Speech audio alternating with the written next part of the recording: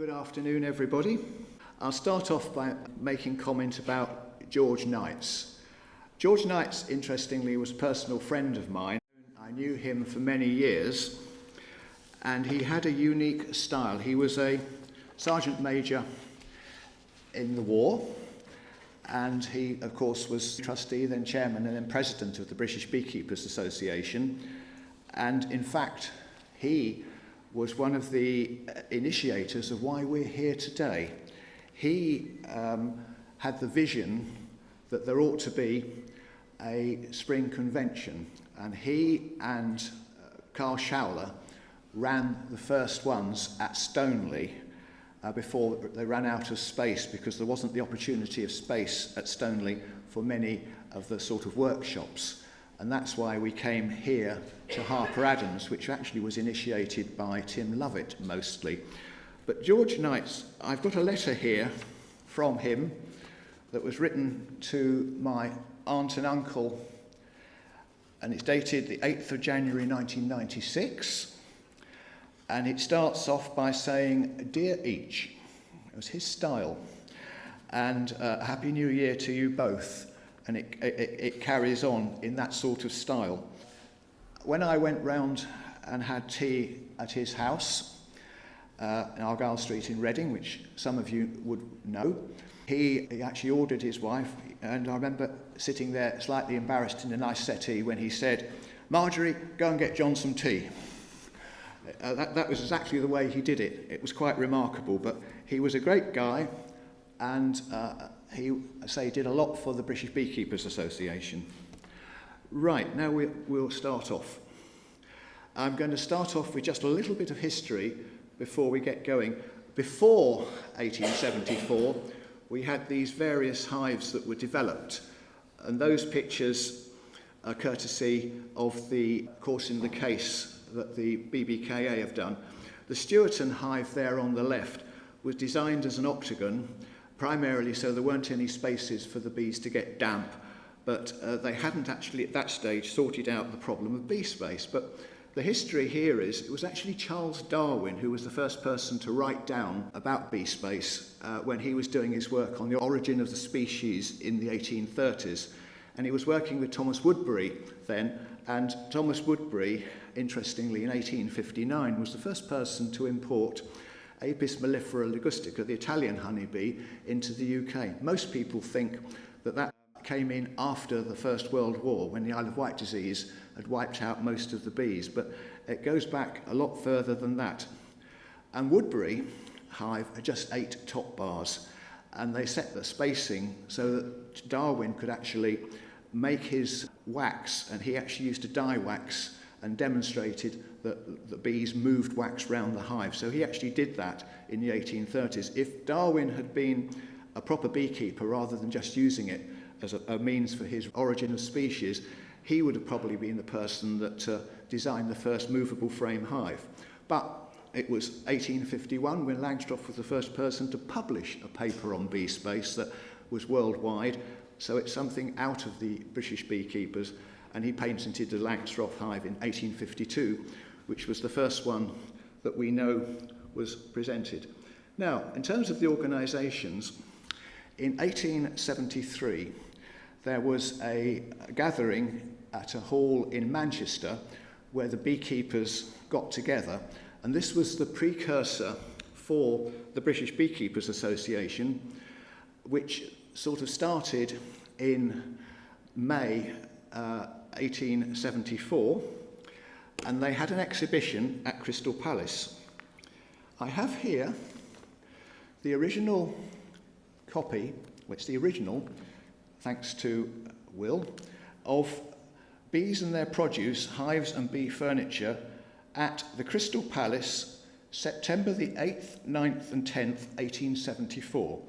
And here is the schedule of classes that they had: hives, bees, honey, and miscellaneous.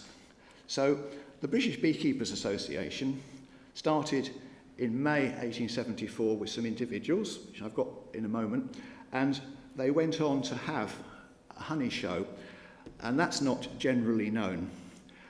So it was Charles Abbott who effectively has got the credit for starting the BBKA, as I say, in May 1874. Tom Cowan and Frank Cheshire were also involved with that. And Tom Cowan was the first person that you find recorded who was the chairman of BBKA. But in fact, he was only the chairman of the executive committee. I've got written down here, it was the Reverend H. Bligh, who was the first chairman of the British Beekeepers Association way back in 1874. So they started getting going there. And Sir John Lubbock was the first president of the BBKA. And I put down there that C.N. Abbott was the first owner of the British Bee Journal, and that was started to be published in 1873. Cowan did take it over subsequent to that, but so that's when the British Bee Journal in fact started. I put down there that the Reverend J.G. Digges actually started the Irish Bee Journal at the same time, and I put that down because in the period from about the 1900 to 1919, when Digges died, a lot of British beekeepers were taking the Irish Bee Journal as the official magazine of the British beekeepers rather than the British Bee Journal. Why that was, I don't know. But it was a few years later, I got there, May 1879, when BBKA then started to be a membership organisation. And I've got there Hertfordshire, Lincolnshire and Surrey were the first member associations, and over the next 20 years or so, a lot of the other county associations joined the BBKA. I put down there William Herod Hempsall was the first serious secretary, started in 1909. His actual name was William Herod, but I think he must have been a bit of a poser because he added the Hempsall on to make it sound quite good, because I think double-barreled names, people thought they were really special. And it's also interesting that after that, his brother Joe Herod Hempsall was also a secretary of the British Beekeepers Association, and Herod Hempsall, in reality, ran the BBKA between the wars up until almost 1939.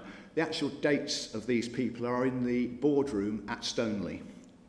And the British Bee Journal was the official journal until 1926, which was, Cowan had been running it then, but he died in 1926, and I think for a time Beecraft became the official journal, but also E.H. Taylor, some of you will have remembered, Bee Supplies in Welling in Hertfordshire were founded in 1880. They were the first bee suppliers to actually get going, and when they went bust, well actually they didn't have any succession planning. Thorns, in fact, bought them out. I think it was about 1984. I've just put a note here about some other beekeeping groups. I've seen this myself. You start looking through some of the records and you find that there were many disagreements in the period up to the First World War. And I've been reading minutes of some of the Kent Beekeepers Association, and it sounds like arguments were galore, and I've heard that the arguments were galore elsewhere. The Kent Beekeepers Association, of which I'm a member, was set up around 1900. We're not quite sure exactly, but lots and lots of associations were set up around the time of the First World War and towards the end of it. And some of the branches that I'm referring to Kent here were formed in that 5-year period. And the branch I'm a member of had its centenary in 2017, and other branches had their centenaries in sort of 1918 and 1919. Yes, other branches were formed after that, but there was quite a lot of interest in beekeeping around the country in that period of time. Beecraft magazine was founded in 1919. That came out of the newsletters that Kent and Surrey beekeepers were producing, and so I think it still says in the Beecraft magazine, founded by the Kent Beekeepers Association in the year 1919. So Beecraft did have a little centenary celebration in 2019, and so that's quite interesting. Independently, the Apis Club had a magazine. It was a private magazine for the Apis Club. In reality, I think that actually started to become the International Bee Research Association, but I'll say more of that in a moment. But the Apis Club, I don't think, lived much beyond the Second World War.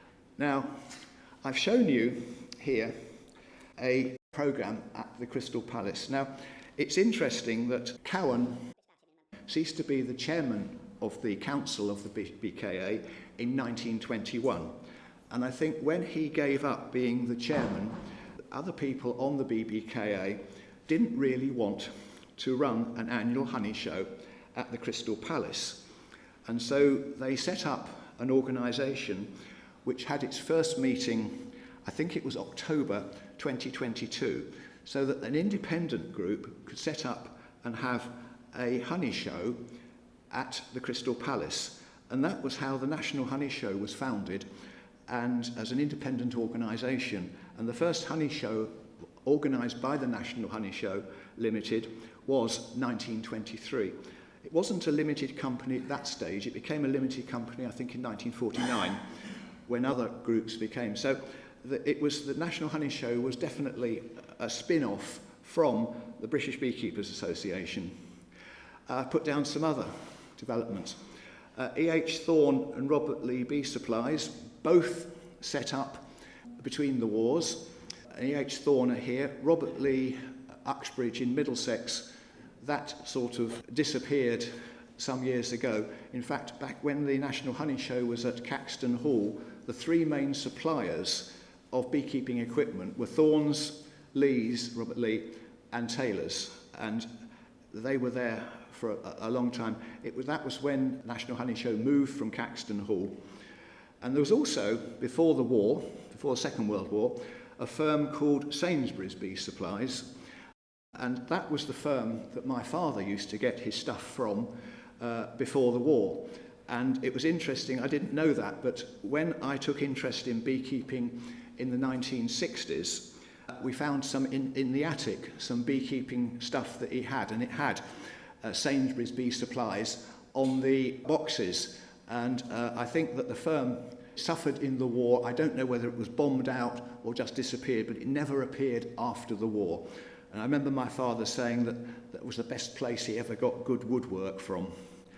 Now, the IBRA, International Bee Research Association, was founded in 1945 in Hull to do research. This was, in fact, then moved on, but it was Eva Crane, who was a nuclear physicist, interestingly. She lived in Hull, and she set it up there, but it outgrew her house, and they moved to a couple of places in Buckinghamshire. And Carl Schowler then became really in charge of the event when they were at Hill House at Gerrard's Cross.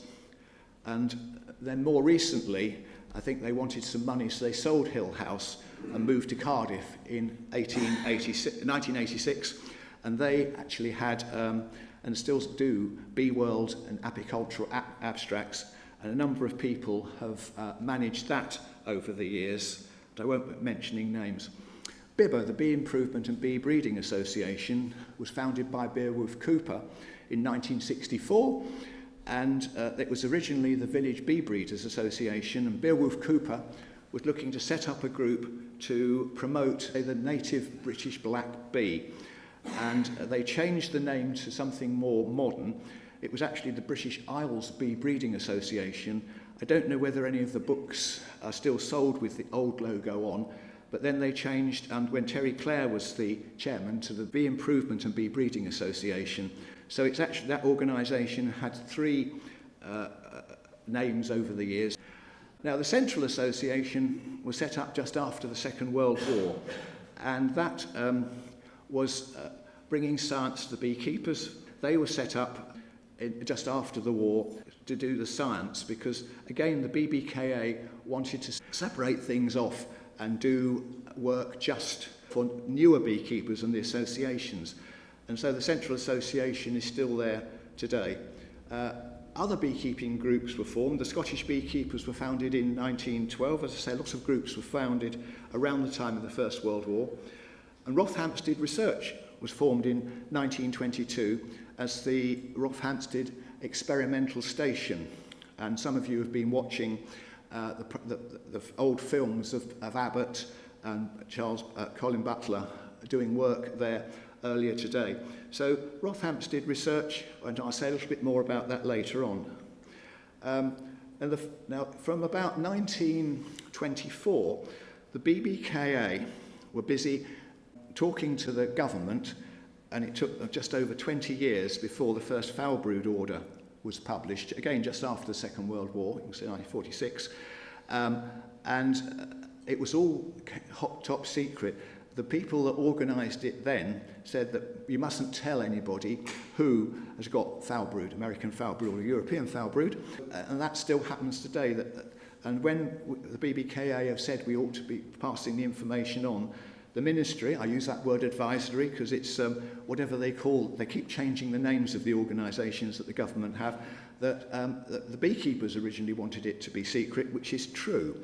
But the first foul brood order and getting the bee inspectors to did reduce the amount of American foul brood and European foul brood in England and Scotland. And it's interesting that after the war, the government started putting a lot of money into beekeeping. They were very, very supportive, and in fact did put more money into beekeeping. And in both world wars, if you were a beekeeper, you got a sugar allocation. And that explains why there were a heck of a lot of beekeepers after the Second World War, because people had a hive in the garden and then they could get their sugar allowance, because after the war there was a definite shortage of such things. And I've put down there, because it was another development, the first honey regulations came into place in 1976.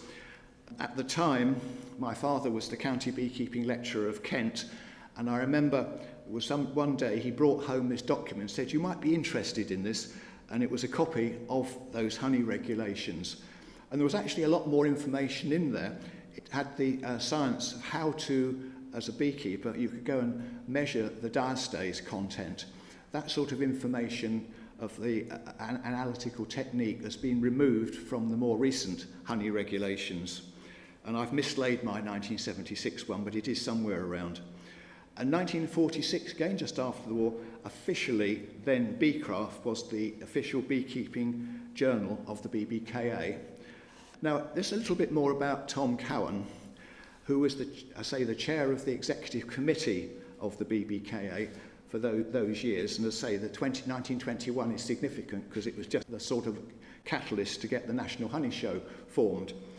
So, but it was interesting, looking at the records, he was largely absent from the BBKA because he was travelling overseas and hardly attended any of the meetings. He was doing quite a lot of lobbying, I think, for his firm, which I think is the next one, his ironworks at Greenwich, which amongst other things, he designed one of the first honey extractors, tangential honey extractor, which he sold. He also was very good at teaching beginners. When he was in England, he wrote a British Beekeeper's Guidebook, which went to about 11 editions, and it was primarily for beginner beekeepers, and that's what he was promoting, in fact, when he was around. So he actually did a heck of a lot for beekeeping. I've just listed some of the influential books around, and some of them are not English. The ABC and XYZ of Bee Culture is around, and the number of editions of that are amazing, and I've got one from some time ago. Wedmore's Manual of Beekeeping from 1932, that's certainly out of print now. That's a very difficult book to read. I mean, both of those books were sort of encyclopedias in some way. They weren't books you actually read.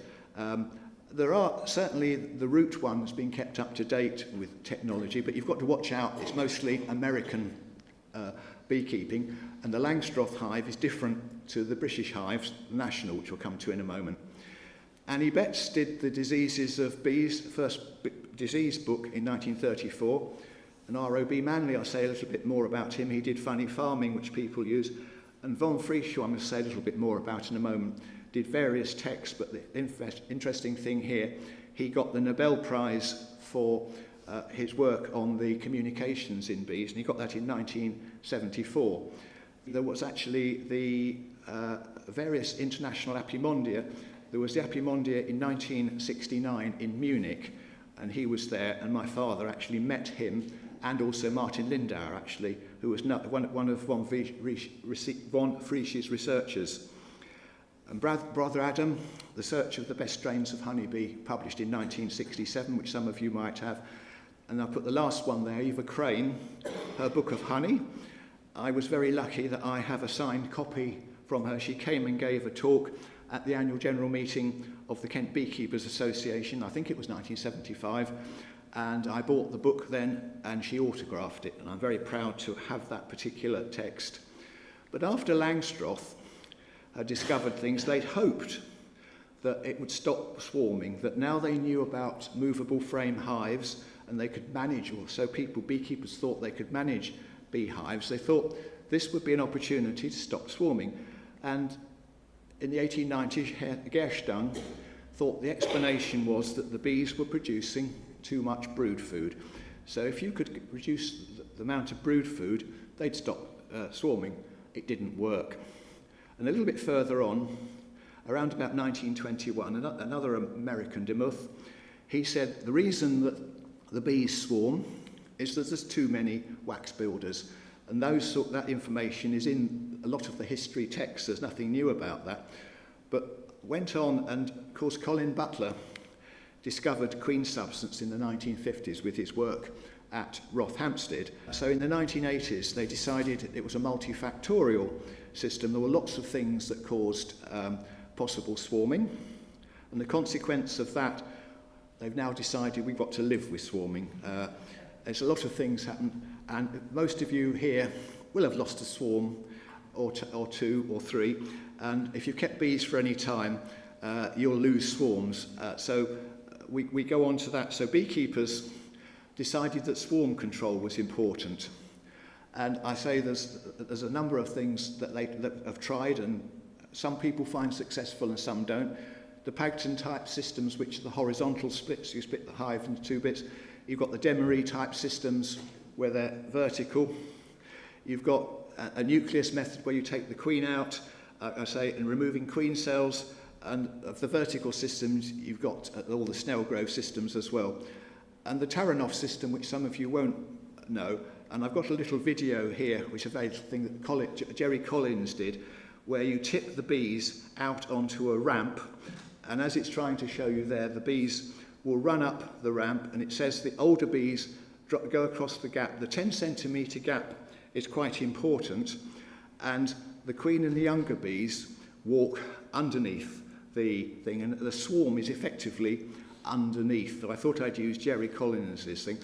If any of you want to try that system, it does work, but you need to have a calm day and it needs to be fairly warm. It doesn't work if the weather is inclement.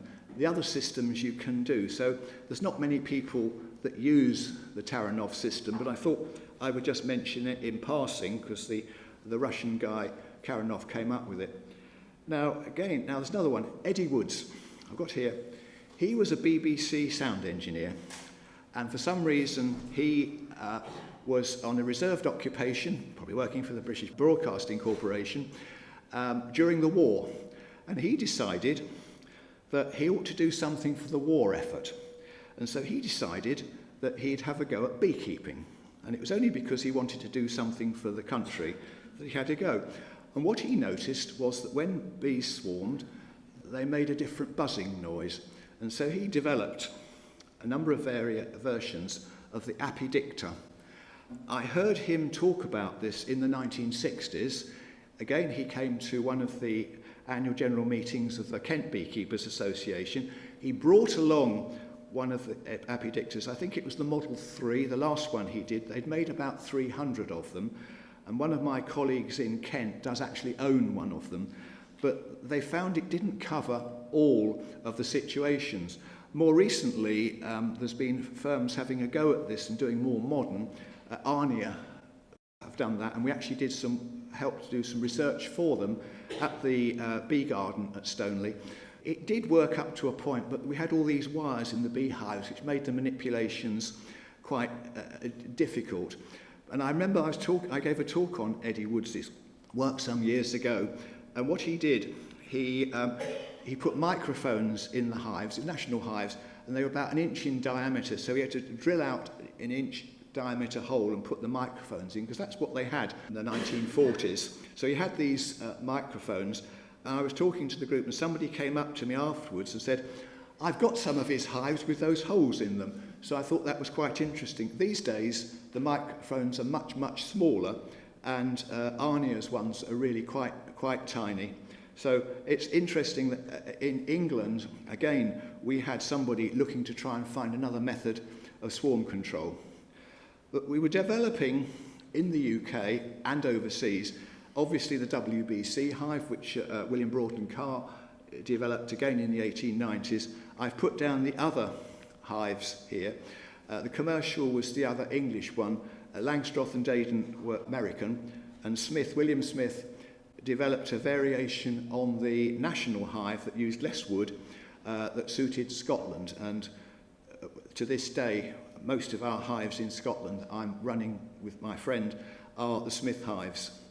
But I thought I ought to mention the Dartington hive and the bee house that's on, and I've got a picture here which shows you on the top on the left one of the Dartington hives, and mostly national hives.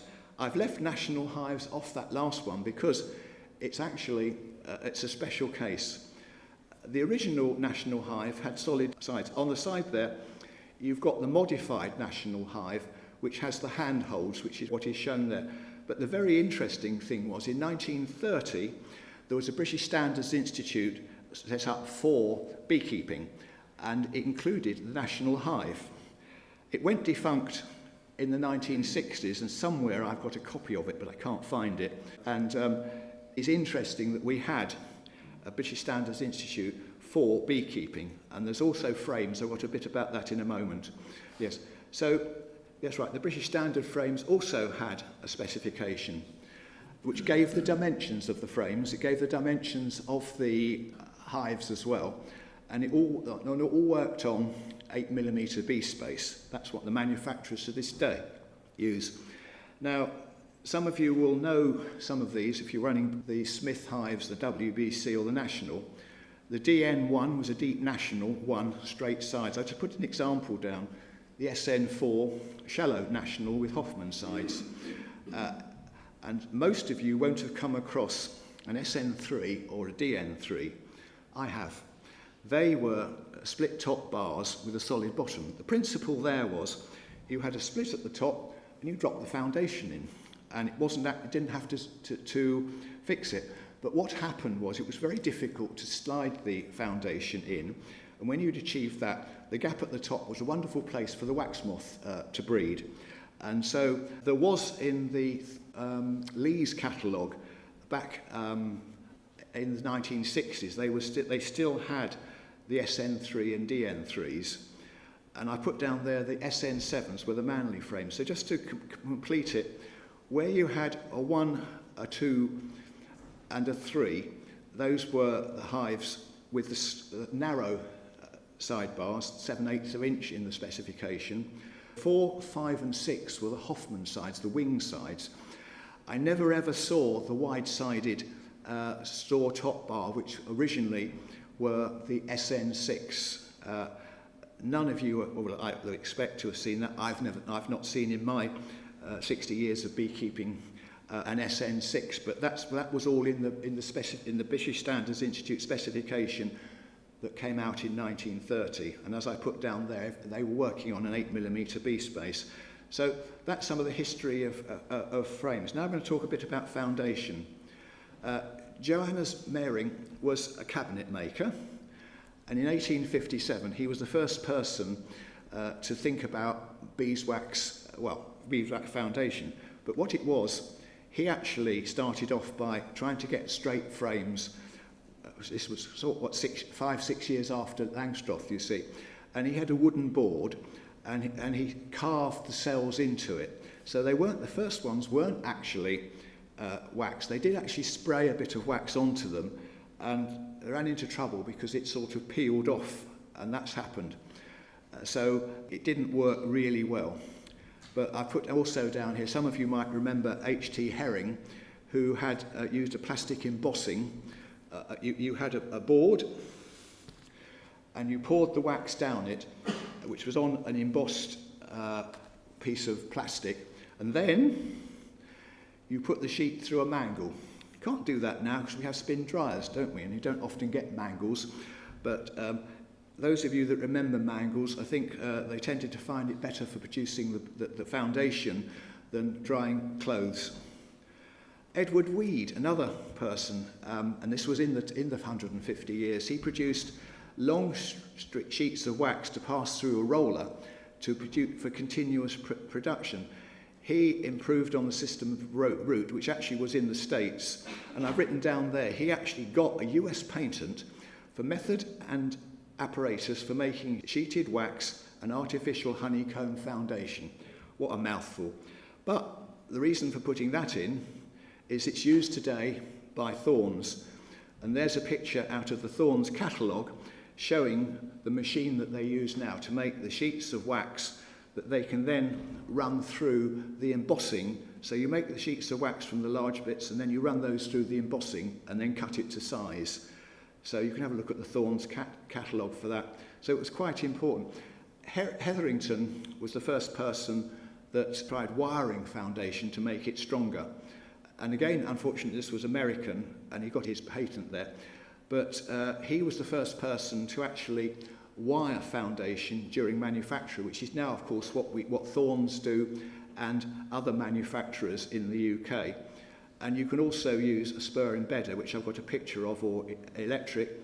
And any of you that have been to Andy Anderson's presentations over the last 2 days probably actually might have used a spur embedder or electric, because he's had workshops on making foundations, so some of you might be completely up to date.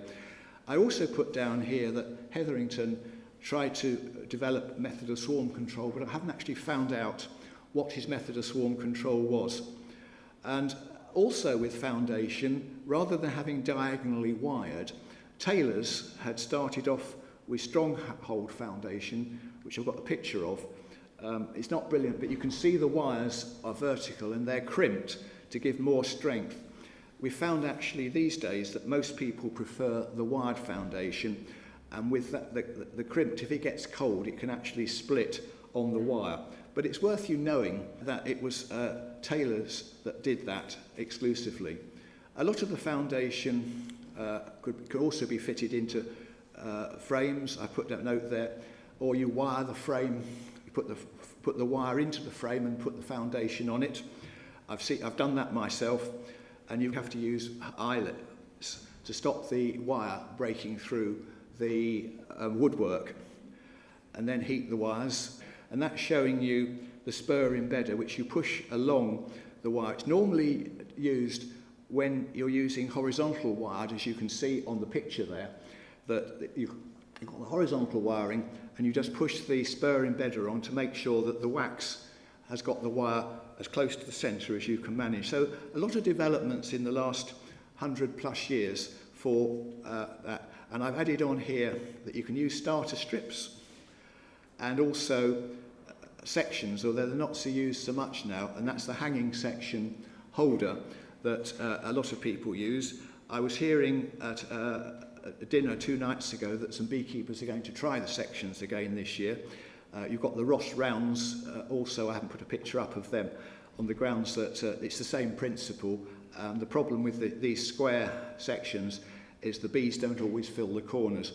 It's interesting they set them at 4 1/4 inches square, because when they were filled up properly it was a pound of honey, and that is still the case today. Now, other developments over the years, after the war, there was a lot of county beekeeping lecturers, because the government had put the money into beekeeping, and the counties did that, and we had quite a lot of counties with county beekeeping lecturers, and it continued until about 1960. So if you think about it, we had Ted Hooper, then Clive de Brain at Writtle College in Essex, and I love the name. It was in Cow Watering Lane was the address.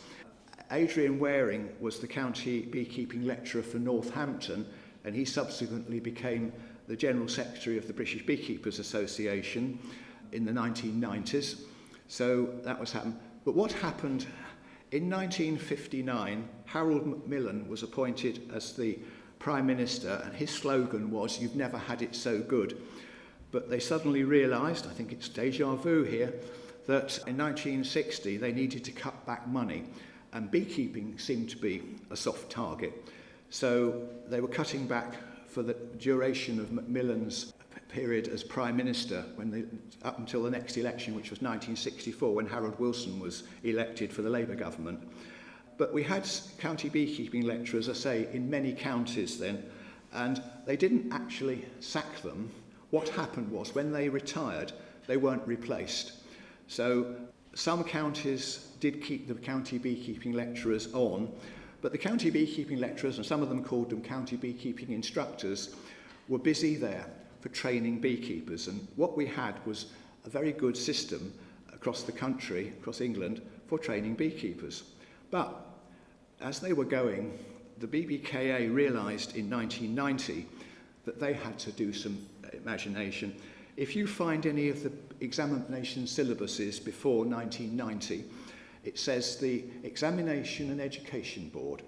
But in 1991, the BBKA split the Examinations Board, and the Education and Husbandry Committee was formed with the object to do the training of the beekeepers. So, today, so we have the Education and Husbandry Committee training beekeepers, because there were no county beekeeping lecturers. So this was a negative development, if you like, for beekeeping.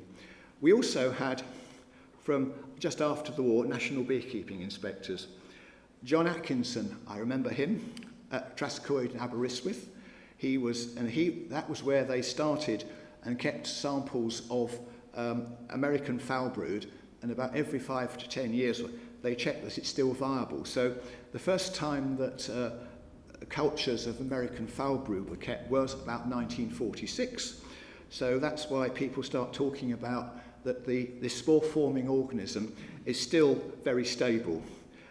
They moved in 1979 to Luddington and Clive de Brain, and then 1991 moved to Sandhutton, York, and Vince Cook was the first person there. Mike Brown took over, and currently it's Andy Wattham. And they actually changed the name to National Beekeeping Unit in 2009.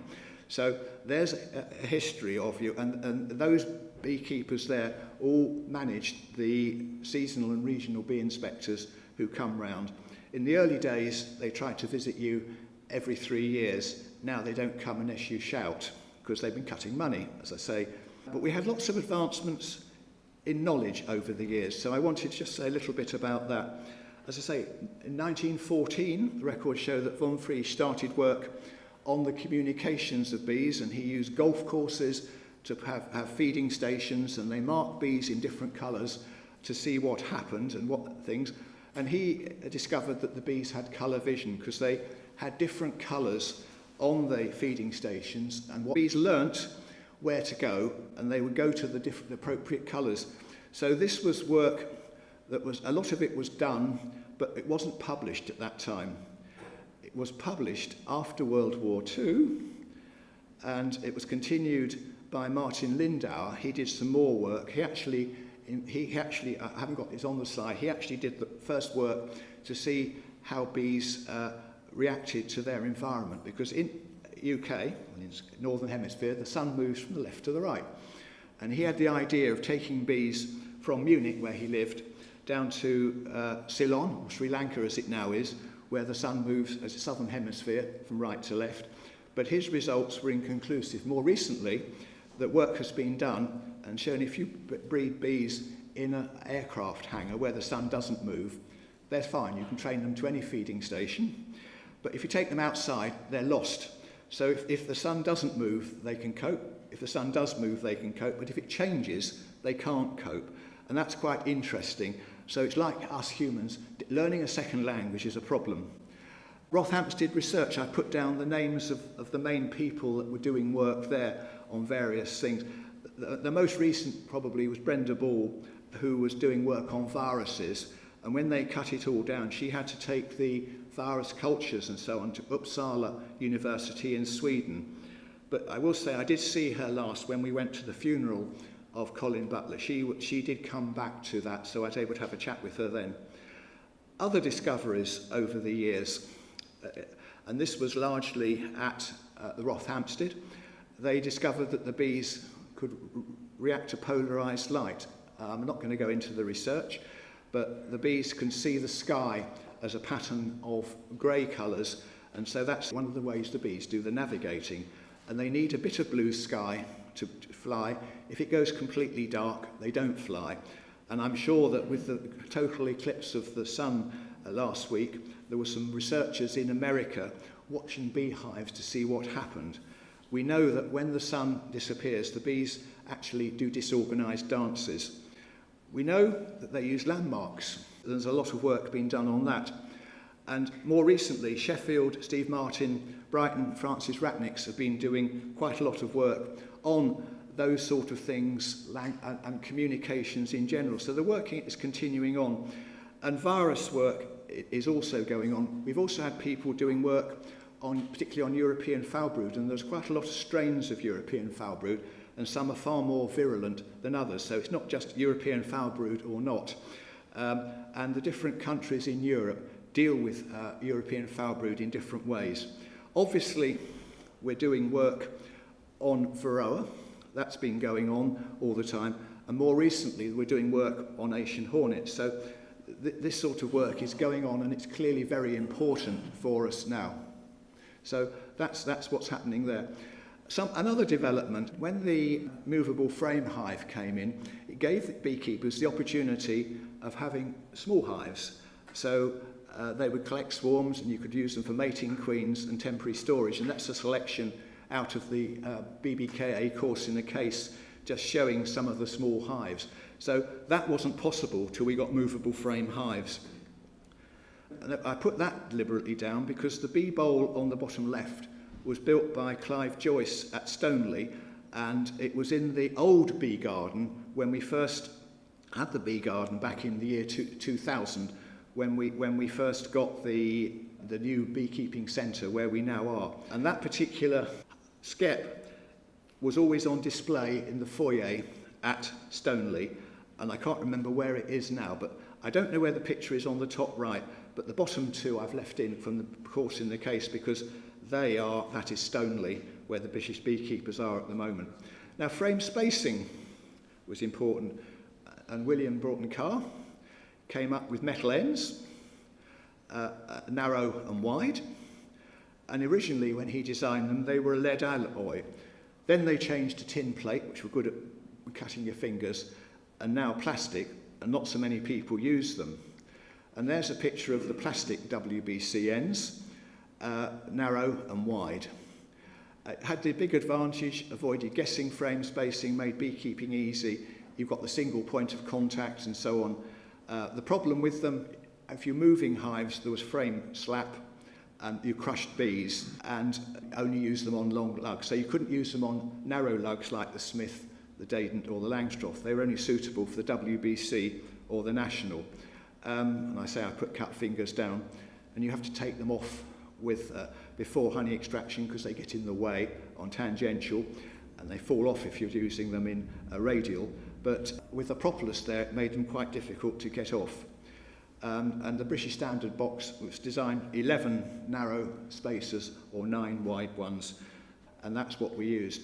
And I put this in because a lot of you have heard of the Hoffman spacing and won't realise that Julius Hoffman was actually 1880, and you know about his different spacing, and he had 35mm, no flat frame slap. You could use them on the short lug frames then, and that's mostly what people are using now.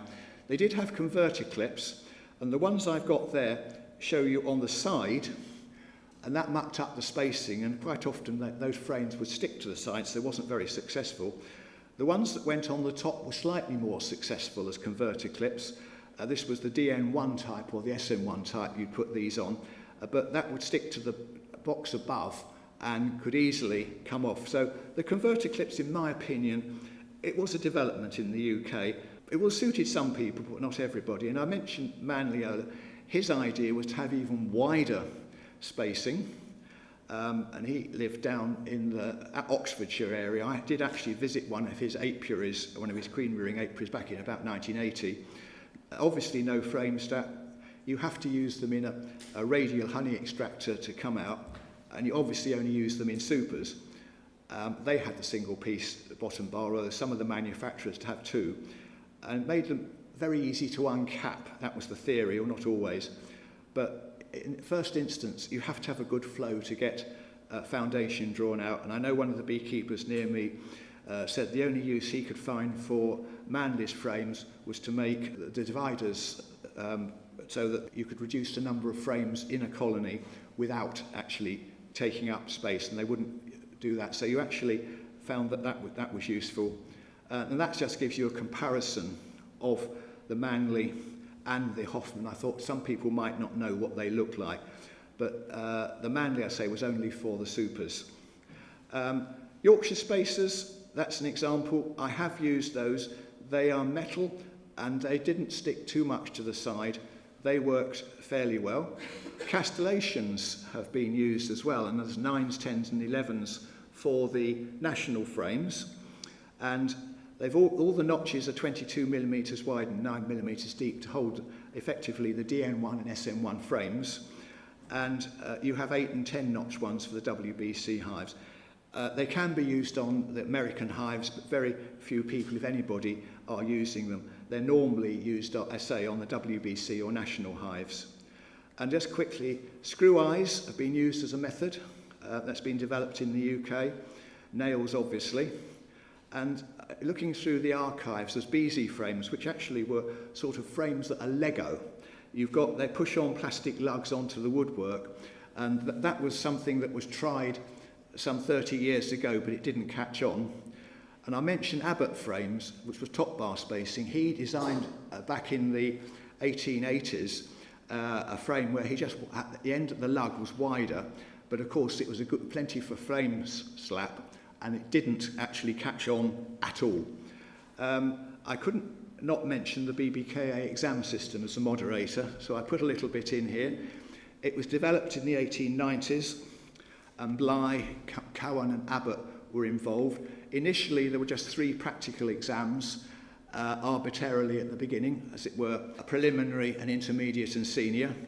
But it wasn't until the 1960s that syllabi were produced, and Ted Hooper was the leading light when he was the chairman of BBKA and chairman of the exam board to get that. So people knew what they were going to be asked in the written exams. Up until then, the question setters could write anything they liked, and it made it very difficult to pass.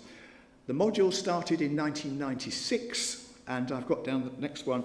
The General Husbandry started in 2002.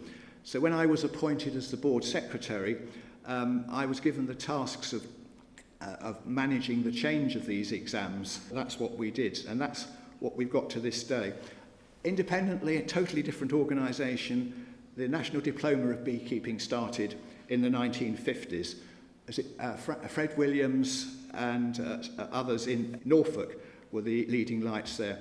So what I've told you about over the last 50 minutes or so, I've given you some idea of the development of hives over the last 150 years. I've talked about some of the different organisations and when they were founded, and it's quite difficult to put it all in chronological sequence. I've mentioned some of the influential beekeepers. I've told you some of the problems that we've had with swarm control over the years. I've mentioned about the British Standards Institute and the fact we had standards for national hives and their frames for 30 plus years. Some of the development of foundation over the years to help beekeepers use the movable frames. And obviously I mentioned about bee space, and I've said a little bit about some of the research areas. And as you can see, there's probably various bits that people were expecting me to say that I haven't, but there was a shortage of time, and that's what you hope that you're going to have, and have nice hives of bees. And that's up in Scotland, and we visited that apiary on Monday of this week, so it's not long ago that I've been up there. And so I say thank you very much for listening, and I thank Beecraft for sponsoring this lecture. Thank you.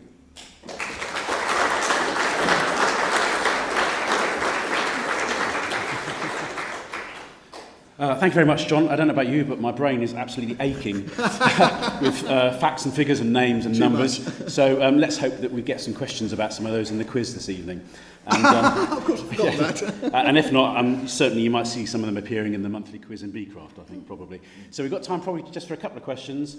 So there's a microphone that's going to come around. So if you'd like to put your hand up if you've got something. A gentleman there in the middle has been very quick with his hand up. When I first took up beekeeping, George was my mentor. And despite the fact that he was a sergeant major, he was in fact very patient, very kind, and not inclined to give peremptory orders. But he was a man of strong prejudices. Now, some of those are not politically correct, so we'll leave those between you and I. But one was very interesting. He had a prejudice against left-handed doctors. I didn't know that. He would not see left-handed doctors. He would have nothing to do with them. And I thought that was a bit of a puzzle, because there must be quite a lot of left-handed doctors about. And then I discovered the reason. George was the coroner's officer. And the coroner's officer collects the cremation forms. And the cremation forms have 2 pages, a left-handed page and a right-handed page. Any old doctor a medical doctor, can sign the left-handed page, and therefore was not at all respectable as far as George was concerned. Only doctors of a certain degree of experience could sign the right-handed form. And that explained his prejudice against left-handed doctors. Thank you for that. I didn't know that, but he was a great guy, and I did actually take him down to my aunt and uncle down in Burwash in Sussex once, and he spent the weekend down there. And I didn't live that far away from them. And then I was heading back, so I took him back to Argyle Road in Reading, and I say he was always treated with respect, and I remember him attending some of the BBKA executive meetings, and when he turned up with his formidable voice, people took note, but he did a heck of a lot for beekeeping. And as I said in my brief comments about him, he initiated the BBKA Spring Convention. In fact, he wasn't quite at the beginning of it, because the BBKA started their presence at Stoneleigh at the Royal Show in 1965, and the Dixon Pavilion was put on there soon after that, and it was around about 1970, in the early 1970s, that they started the Royal Show. They did some meetings at the Dixon Pavilion. I always say the Geoffrey Dixon Pavilion, because Geoffrey Dixon was the Secretary of Kent before, and I am told that I attended my first bee meeting at Geoffrey Dixon's place when I was 6 months old in a carrycot. Needless to say, I don't remember that either.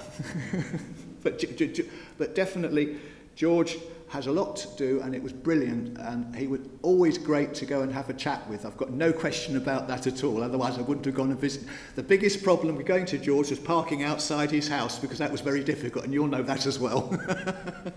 Thank you. Hi, I'm Edwin Bone, and I'm a left-handed doctor, or I was.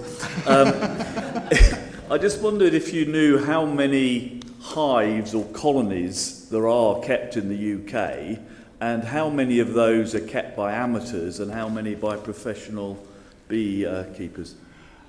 Right. What we've heard is that before we left the EEC, there was money distributed to the various beekeeping organisations based on the number of hives that they had. The number that the Ministry or National Bee Unit were using was about 250,000 colonies for the UK, and that was where they based the amount of money. In England, the money went to the National Bee Unit, and effectively funded the bee inspectors to come round. That was mostly and the National Bee Unit.